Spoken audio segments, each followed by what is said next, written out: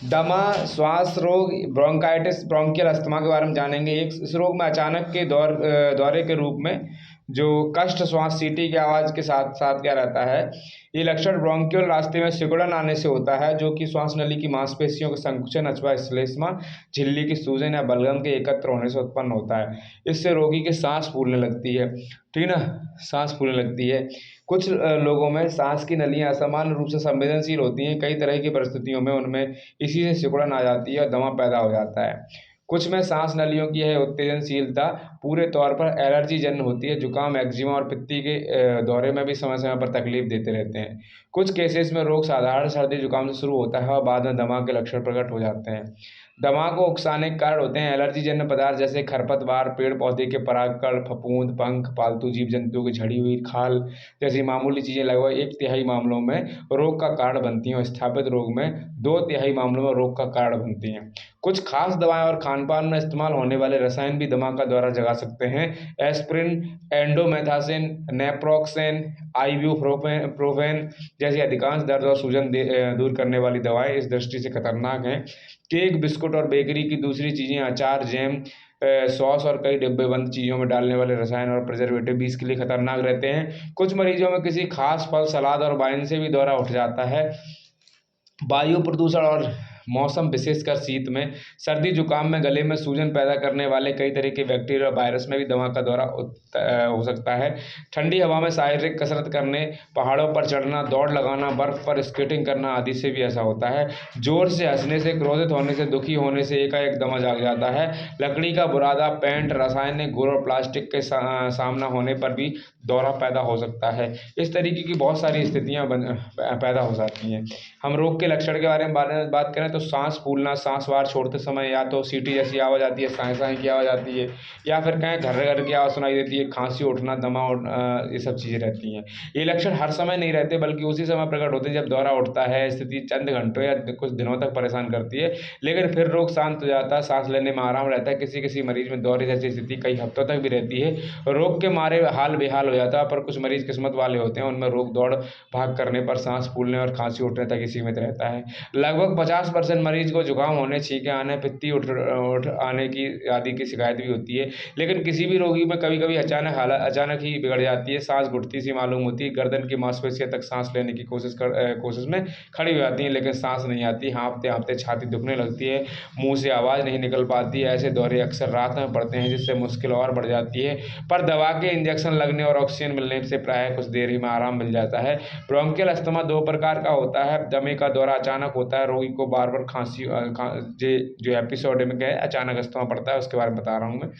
जो रोग को बार बार खांसी, सांस लेने में दिक्कत होती है, सीटी की ध्वनि या घरघराहट सांस छोड़ते समय होती है। छाती में जकड़न, घुटन एवं गले की सिराएं फूल जाती हैं। जीर्ण अस्थमा यानी क्रॉनिक अस्थमा, रोगी की सांस हमेशा फूलता रहता है, छाती में लगातार सीटी जैसी आवाज़ और घरघराहट आती रहती है।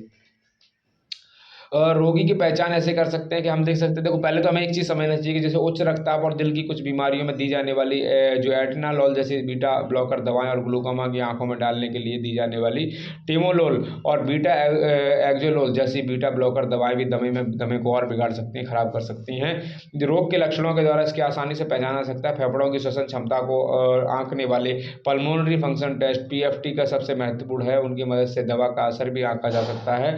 इससे अतिरिक्त खून की जांच करने पर इयोसिनोफिल और श्वेत रक्त कोशिकाओं की संख्या बढ़ी हुई मिल सकती है। बच्चों में अचानक अस्थमा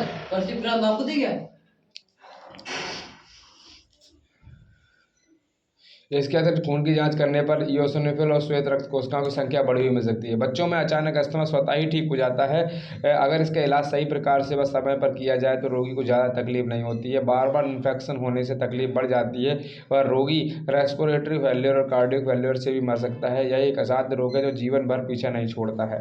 यदि घर के अंदर दमे का दौरा गंभीर रूप धारण करता है तो उस व्यक्ति को बाहर खुले में ले जाएं ताकि उसे स्वच्छ और काफ़ी एलर्जी कार्ड हवा मिल सके। ऐसी चीज़ों से बचें जिनमें दमा बढ़ता है और जैसे व्यायाम या दवा। यदि दमा किसी संक्रमण से है तो संक्रमण के हिसाब से उपचार करें। व्यक्ति को तरल पदार्थों की काफ़ी मात्रा दें, इससे बलगम की जकड़न ढीली होती है, व्यक्ति आसानी से सांस लेने लगता है। खौलते हुए पानी की भाप सूंघने से भी आराम मिलता है। रोगी को शांत करने पर सुलाने वाली नशीली दवाएं ना दें, ठीक है ना। यह दुसाध रोग है, मूल कारण को दूर करना चाहिए। तीव्र आक्रमण के समाप्त होने पर इसके पुनः आक्रमण के रोकने के लिए दीर्घकालीन चिकित्सा की आवश्यकता होती है, लंबे समय तक चिकित्सा करनी चाहिए।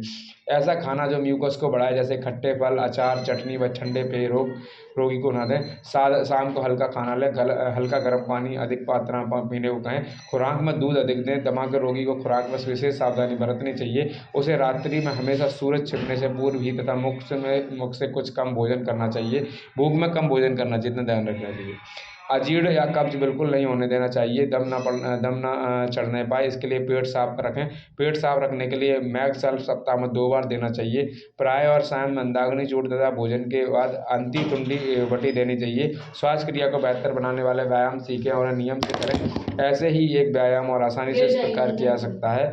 तन पर सीधे लेट जाना चाहिए या फिर बैठना चाहिए। तन के सीधे बैठना चाहिए। हथेलियाँ पेट पर रख लेनी चाहिए। हथेलियों से पेट पर भीतर की ओर दबाव डालते हुए सांस बाहर छोड़नी चाहिए। अब हथेलियाँ पेट से हटा लें और सांस अंदर खींचें, इस दौरान पेट बाहर की ओर ले जाएं, ठीक है ना। यह व्यायाम 10-15 बार दोहराएं, इससे फेफड़ों में हवा की आवाजाही बेहतर रहती है।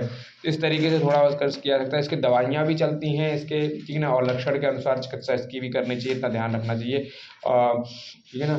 इसके बाद हम लोग चर्चा करेंगे, इसके बाद हम लोग चर्चा करने वाले हैं लैरेंजाइटिस के बारे में, स्वर यंत्र शोथ के बारे में, लैरेंजाइटिस के बारे में अगली वीडियो में पढ़ेंगे।